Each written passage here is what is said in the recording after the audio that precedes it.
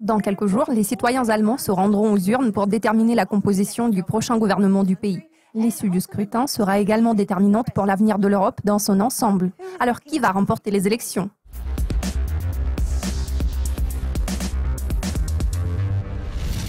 Tous les regards sont actuellement tournés vers l'Allemagne car le sort de l'UE est suspendu au résultat des élections.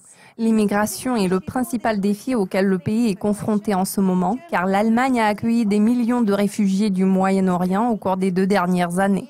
L'accentuation de la criminalité et du terrorisme et le manque d'intégration ont figuré parmi les préoccupations clés de tous les partis politiques lors de la campagne électorale. Les derniers sondages donnent une longueur d'avance à l'Union chrétienne démocrate, le parti conservateur présidé par la chancelière Angela Merkel. La CDU est susceptible de devancer ses rivaux, remportant près de 37% des voix. Selon les sondages d'opinion les plus récents, la CDU devrait obtenir plus de 38% des sièges au Bundestag.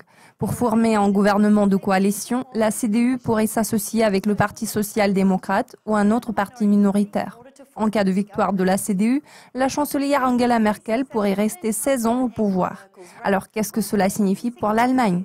Selon le directeur général de la banque State Street International, Jörg Ambrosius, les élections législatives qui se tiendront dimanche sont un événement très important pour l'avenir de l'Europe. Mon sentiment personnel est que le temps est maintenant venu pour l'Allemagne et la France de relancer l'axe franco-allemand qui a joué un rôle moteur dans les avancées européennes pendant une longue période. Je pense qu'au vu de la reprise économique et du Brexit, il existe désormais une chance exceptionnelle d'amener l'Union européenne et l'Union financière au niveau suivant, a-t-il ajouté. La réélection d'Angela Merkel pourrait être synonyme d'une intégration politique et économique plus étroite de l'Union européenne.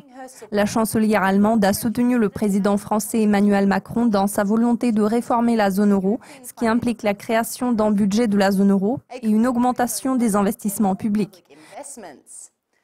Bien que Merkel soit en route pour le 4e mandat, le parti populiste Alternative pour l'Allemagne, connu sous le nom d'AfD, cherche lui aussi à marquer l'histoire. Le mouvement populiste qui ne cesse de monter en puissance est susceptible d'obtenir entre 7 et 12% des voix. Cela signifie que pour la première fois depuis 1961, un parti d'extrême droite pourrait être représenté au Bundestag.